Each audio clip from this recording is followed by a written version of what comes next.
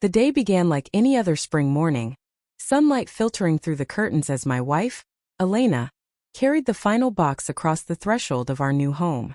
Our modest townhouse stood at the edge of Crystal Pines Estates, a gated community presided over by a tiny army of rules, and by its iron-fisted leader, Karen Abernathy. As Elena set the box down, she flashed me a triumphant grin. I drafted the lease in both our names, negotiated favorable terms, and even slipped in a clause guaranteeing quiet enjoyment. I glanced at her wedding band catching the light and felt the sweet glow of victory. But beyond the front door, Karen's legacy of petty tyranny loomed. I'd warned Elena. Don't provoke her. She'd laughed, saying, let her try. Now, with the boxes stacked neatly in the living room, I admired Elena's confidence, never imagining that confidence would unleash an HOA storm. Moments later, the intercom buzzed. I pressed the button and heard Karen's wheezy, theatrical voice. This is Karen Abernathy, president of Crystal Pines HOA. Congratulations on your so-called move. Please step outside so we can discuss your violations. I hesitated, but Elena placed a gentle hand on my arm. I'll handle this, she whispered and opened the door. I watched as she walked into the bright corridor, carrying her clipboard. Karen blocked her path, arms folded over an expensively pressed blouse, the HOA crest glinting on her pin. Her face was a smug mask of entitlement. You're not allowed to occupy this unit until all fees are paid and the occupancy permit is signed, she declared, voice dripping with self-importance. Elena calmly unfurled the lease. I own the lease. The occupancy permit is attached. You already signed it last week. Karen's jaw tightened. You bypassed the annual orientation meeting. That alone is a fine of $500. Elena raised an eyebrow. Orientation meeting? That wasn't on the lease, nor was it in the county code. You can't fine me for something you invented. Karen's eyes narrowed, and she pressed her lips into a thin line. I'll just need a moment to verify, she snarled and stomped away, muttering about bylaws. Inside, Elena closed the door behind her and turned to me, exhaling slowly. She called the cops, she said, eyebrow cocked. I nearly laughed at the absurdity. My wife, a rising civil rights attorney, moving into her own home and getting arrested for it. But my laughter died when the distant wail of sirens grew louder. I grabbed my keys and followed Elena outside. 2 patrol cars screeched to a halt. Officers leaped out, hands on holsters. Elena stepped forward, raising her hands. Officer, I'm the leaseholder, she said, voice steady. I was about to sign occupancy paperwork when this HOA president insisted she had authority she doesn't possess. Behind her, Karen stood at the lobby entrance, clutching her clipboard like a weapon, teeth bared in triumph. The officers approached Elena. Ma'am, we received a trespassing complaint, one announced. Ma'am. Elena's voice dripped with disbelief. I own this property. The officer hesitated, glancing at Karen's furious expression. But Elena produced her lease, pointing out her name in crisp legal type. This is binding contract. You're wrong. The officer flipped through his notes, then looked at Karen, who avoided his gaze. After a tense pause, he closed his notebook. We'll need to verify with the HOA's records, he said, voice neutral. Please remain on site. He signaled his partner and they walked back to their cars. Elena and I exchanged a glance, equal parts exasperation and determination. We retreated to the front yard, where neighbors peeked curiously from behind drawn curtains. Even at a distance, I felt the collective tension. This was Karen's hallmark, weaponizing rules to intimidate anyone who dared challenge her imagined domain. But Karen had underestimated Elena. While I'd polished my legal arguments for weeks, Elena had another weapon. Her quiet resilience and uncanny ability to uncover the truth behind every rule. She opened her laptop on the hood of my car and started cross-referencing county ordinances, HOA bylaws, and state landlord-tenant law. As she typed, I watched Karen reappear, clipboard in hand, fuming.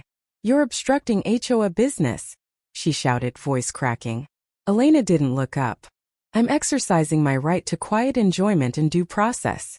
Unless you have a court order, I suggest you refrain from further harassment. Passers-by slowed to watch them peering through their hedges, others lingering by mailboxes. The sight of my wife calmly dismantling Karen's bogus claims electrified me. But Karen was not a woman accustomed to being disarmed by reason. 2 hours later, the patrol cars returned. Officers stepped out with a stack of papers. Karen followed, fluttering her wings of self-righteousness. As the lead officer read the documents, Elena approached, calm as dawn. He handed them over. "There's no record of any unpaid fees or missing permits," he said, scanning the pages. "This lease is valid. HOA can't enforce fees for meetings it never scheduled publicly." Karen stammered, searching for a retort. Elena closed her laptop. "I suggest you withdraw your complaint immediately. Otherwise, this could become a civil rights issue." Karen's face went pale. She opened her mouth, but the words faltered. The officer cleared his throat. "Ma'am, unless you have a court order, this stops now. You're warned against filing false reports." He nodded to Elena. "Enjoy your new home." The officers departed, leaving Karen frozen among scattered papers. Elena turned to me, relief and triumph mingling in her eyes. "Let's get these boxes inside," she said. She picked up the clipboards and boxes with one graceful motion, then paused at the door. "Oh, and I filed for declaratory relief this morning. You should receive notice any day now." She winked and I laughed, the tension dissolving into the breeze. Together we carried the rest inside, stacking bookshelves and hanging family photos. The house smelled of fresh paint and new beginnings. By late afternoon, word had spread. Neighbors emerged, offering awkward apologies and coffee gifts. The old mail carrier dropped by saying, "Heard about the circus, sorry, folks like Karen make the rest of us look bad." Elena smiled politely, accepting pastries. We met Mr. and Mrs. Nguyen next door, who confessed they'd been too afraid to challenge Karen's parking restrictions last year. Elena invited them in, offering legal advice over iced tea. By dusk, the front porch glowed with lantern light, and laughter drifted across the yard. The community was shifting one act of courage at a time. But the real twist came that evening when we received an emailed package from the county clerk. A copy of Karen's own lawsuit, filed last week to prevent any unauthorized occupants in Crystal Pines. The complaint alleged I'd forged my wife's signature on the lease, and that she feared neighbors of questionable character would lower property values. Attached was an affidavit from Karen's attorney, notarized and threatening eviction and damages. Elena stared at the screen, eyebrows raised. "She sued me before I even moved in," she said. "How's that for preemptive strike?" I leaned over, reading the suit's brittle prose. "Claiming defamation and trespass," I murmured. "Comical, except it's real." Elena gripped my hand. "We'll respond with a motion to dismiss and a counterclaim for declaratory judgment, plus malicious prosecution." Her calm precision made my heart swell. She was turning Karen's own lawsuit into the very evidence of her vindictiveness. As night fell, we sat on the porch swing, reviewing legal strategy by lantern light. The stars peeked through the pines, and distant hoots of owls punctuated our planning. The lease shimmered on the table, binding us more tightly than any HOA rule. Elena's voice was soft but fierce as she outlined the next steps. Subpoena HOA meeting minutes, depose board members, move to enjoin Karen from further harassment. Each plan built on the last, forming a fortress of legal defense. The community, once cowered by Karen's mandates, now rallied behind us, neighbors offering statements about past abuses, gardeners recounting fines for mismatched mulch, families describing curfew fines for noisy teens. Our case was morphing into a referendum on fairness, not just for us but for every resident of Crystal Pines. I watched Elena's face in the lantern glow, determined, unyielding and unwaveringly just. In that moment I realized this struggle transcended our townhouse. It was about every person who'd ever felt powerless under a tyrant's whim. And as we closed the laptop, sealing overnight filings, I felt the tide turn irrevocably. The seeds of change had been sown in that small front yard, watered by courage and truth. Tomorrow, we would serve Karen's attorneys with our counterclaim and the motion to dismiss, and the real battle would begin. But tonight we tasted victory. Not in defeat of one woman, but in the awakening of a community ready to stand up for itself. The pre-dawn hush settled over Crystal Pines as my phone buzzed with a notification. Our motion to dismiss had been filed and served. Elena stirred beside me, eyes flickering open as I showed her the timestamp. She offered a tired smile, slipping out of bed to prepare for the day. I watched her tie back her hair, Steel and grace combined in every movement. We arrived at the county courthouse just as the first light brushed the pillars, finding a crowd of neighbors clustered on the steps, faces alight with solidarity. Parents held toddlers coaxed into suits, retirees leaned on canes turned suddenly strong, and even the shy mail carrier offered shy waves. Marisol appeared, arms full of folders of signed affidavits from residents recounting Karen's abuses, fines for inconspicuous wind chimes, threats over children's laughter, vetoed flower beds. Every signature represented a story, a life stifled by one woman's vendetta. Inside, the hearing room crackled with tension. The judge, familiar from the criminal trial, scanned the packed benches with a grave nod. Karen sat at the defense table, flanked by her attorney and the suited developer we'd uncovered as her secret partner. The developer stared at the floor, avoiding eye contact as our attorney rose to argue for immediate dismissal and injunctive relief.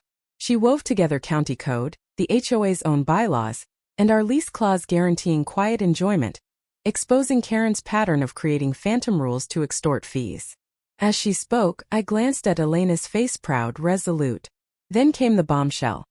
Elena revealed evidence from the HOA's bank statements showing large, unexplained transfers to the developer's account coinciding with fines collected that Karen refused to deposit into the HOA treasury. The courtroom gasped.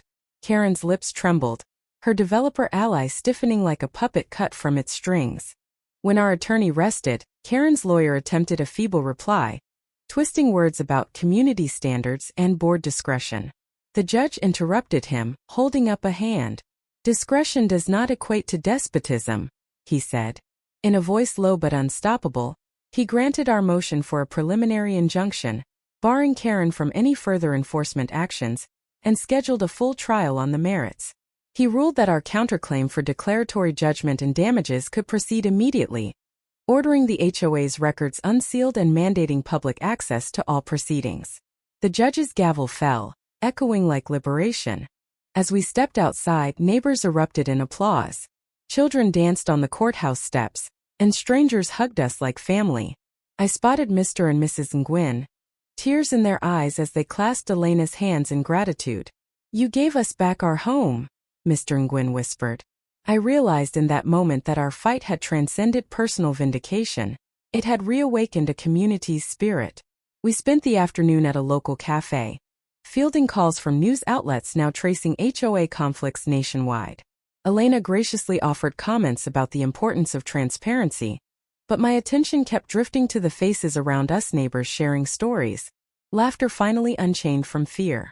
Over the next weeks, depositions unveiled more of Karen's schemes. Board members admitted they'd rubber-stamped every fine under pressure. Contractors testified to her secret meetings with the developer planning new high-rise plots. Karen's credibility cratered under oath, her voice cracking as she denied every transcript admission caught on recording. Our counterclaim swelled with evidence. Hundreds of thousands in misappropriated funds, emotional distress claims from residents traumatized by her threats, punitive damages for malicious prosecution. As discovery closed, even the developer, fearing prosecution for conspiracy, flipped and testified against her, confirming the quid pro quo. On trial day, the community packed the gallery. Reporters lined the perimeter, cameras trained on Karen's once imperious figure now slumped in the dock. Our presentation was a tapestry of voices: patients fined for medical equipment noise, seniors penalized for visiting hours, children whose birthdays were interrupted by Karen's armed security guard escorting them from the playground. Each testimony layered the portrait of a tyrant who prided herself on control, not community. At closing, Elena delivered a summation that rang like a bell. HOAs exist to serve neighbors, not command them. When power becomes privilege, rights become relics. The room rang with her conviction. The jury's deliberation felt eternal, but when the foreperson spoke, the verdict resounded: liable on every claim. The judge awarded full restitution to the HOA account, punitive damages to affected residents, and ordered Karen to personally compensate Elena and me for legal fees. He permanently enjoined her from any HOA board or officer role. As Karen sank in her seat, we stood together, relief and vindication coursing through us. Outside, the spring air was alive with possibility. In the weeks that followed, word of our victory sparked legislative momentum. State representatives interviewed us for hearings on HOA reform, leading to bills capping fines, mandating independent audits, and guaranteeing leaseholder rights. Marisol joined a state task force on nonprofit governance, and I co-authored an article in the Legal Review on community association accountability. The pond where Elena once faced sirens was now a community hub again, wild blooms edging the water, families picnicking on the grass. One evening we hosted a block party under string lights. Tables groaned with potluck dishes. Children chased fireflies while neighbors swapped stories of their restored flower beds. Elena and I danced slowly in the glow, hands entwined, hearts buoyed by the laughter around us. A neighbor raised a toast. To justice, to community, and to standing up when it matters most. Glasses clinked, voices cheered, and I felt the weight of every unjust fine lifted, replaced by shared joy. Yet as the music faded and the last guests drifted home, I sat on our porch with Elena, gazing at the darkened street. "We did the right thing," she whispered, leaning her head on my shoulder. "We upheld what a home truly is." I nodded, the night breeze carrying echoes of our journey. Then I turned to her and, remembering the question that began it all, asked softly into the quiet, "So is our stand justified, or did we go too far?" And as dawn approached, I imagined our neighbors across town reading the story, weighing their own experiences, and sharing their verdict. Because justice, after all, lives not in verdicts alone but in the voices of those who dare to speak up. Will you stand with us or watch in silence? Share your verdict, right or wrong, and let the conversation shape our community's future.